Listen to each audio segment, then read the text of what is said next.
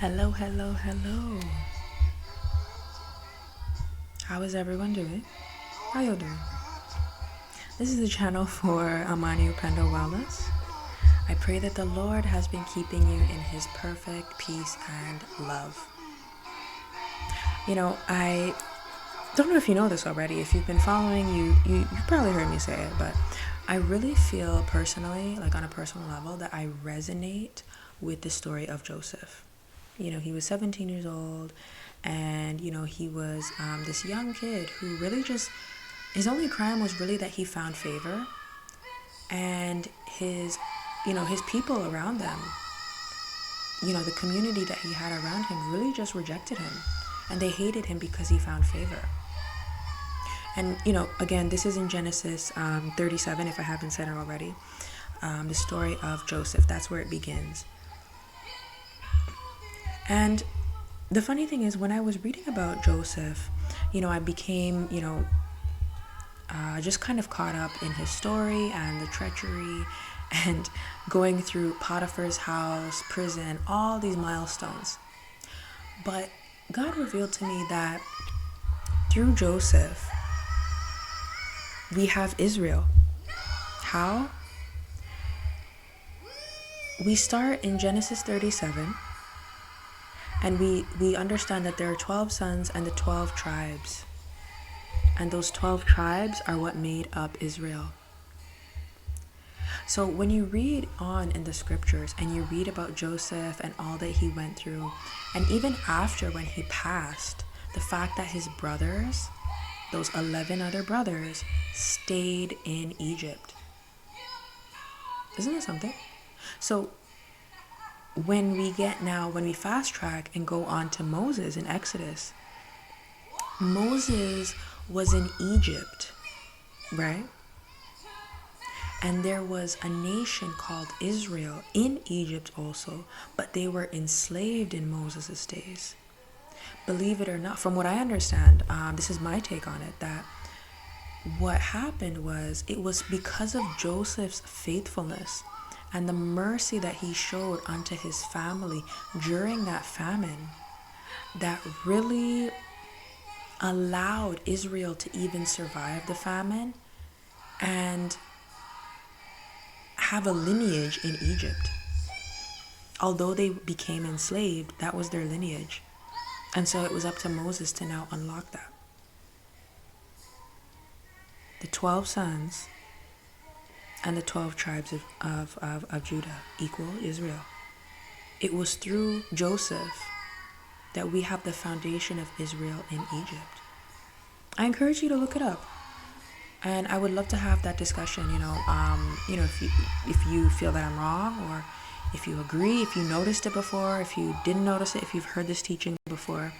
And, I've realized, and I also through other teachings, I've, heard other pastors really just go over this and understand that, it was because of Joseph's faithfulness. I've heard other pastors go on about Joseph, but, personally, when I was reading, I had that revelation that because of Joseph's faithfulness and his mercy, this is why I say, there's absolutely nothing wrong with having forgiveness, right? But you want to have forgiveness plus wisdom and boundaries. Because when you don't have the wisdom and boundaries, you end up just being used again. But here was Joseph, right?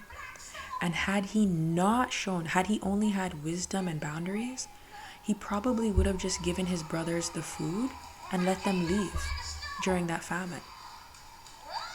But because of Joseph's forgiveness, the forgiveness is what unlocked the history of Israel in Egypt. That was a revelation that I had, that it's because he was. How many people could really sit there and say, you know what, these are the guys that sold me out 15 years. I spent 15 years going through Potiphar's house, having my boss's wife try to sleep with me, prison, all these things. And now here are the same guys who did this to me, and they don't even recognize me. How many of you could just sit there and be like, it's okay, give them the food, and matter of fact, go call everybody and you all come live with me in the palace that I worked to build, How many people could just really sit and say, you know what, that's what I'm going to do? I'm going to do this for the same people that, they didn't even recognize him. But here he was like, you know what? I'm going to, make a place for them. And because he did that, because he showed and extended that forgiveness, we have the 12 sons coming back together, creating those 12 tribes, which really made up Israel in Egypt. And that led to, the book of Exodus, where Moses eventually delivers Israel from Egypt and from that bondage. That was my personal revelation, and I realized, you know what? Maybe that's why Israel was so treacherous, because it was them same brothers that were just out there selling each other in slavery and doing all this. That's why when they were left alone, like in the wilderness with Moses, like they just got into all sorts of stuff, wanting to go back and do all this. They were treacherous because it came from the foundation, right? So there's a lot there. There's also, first of all, forgiveness. That's one lesson, to just not be afraid to forgive, because it's not really a weakness. But also understanding foundations. I've done a video about foundations. If you haven't heard it, definitely go back and listen. It's very powerful to understand, and it's a revelation, a personal revelation that, you can begin to look at and deliver yourself. Maybe you have a foundation like Joseph's foundation that needs to be dealt with.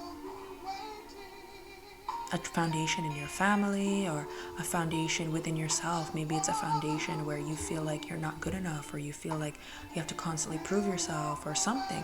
Whatever that foundation is in yourself. So really, it's a little bit of a Bible study. And what I take away is just the understanding that forgiveness is so important. Don't give up on forgiveness just because your enemies are really just treacherous. But also understand your foundations, because you have the power to cut that off. Today you have the power to do that. I encourage you to listen, to read that story. It's Genesis 37. That's where the story of Joseph starts.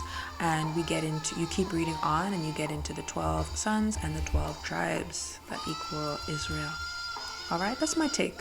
What do you think? Tell me what you think. I do thank you for joining me. This is the channel for Amani.Upendo.Wellness. Follow me on Instagram, Amani.Upendo.One. Check out my article with Diana Lee Matthews, Rock Solid Faith, and my article with Candidly Christian. Very powerful women, very powerful blogs, empowering women across the world, really, to continue to walk with God. Check them out. And above all else, I do pray that the Lord keeps you in His perfect peace and love. Until next time.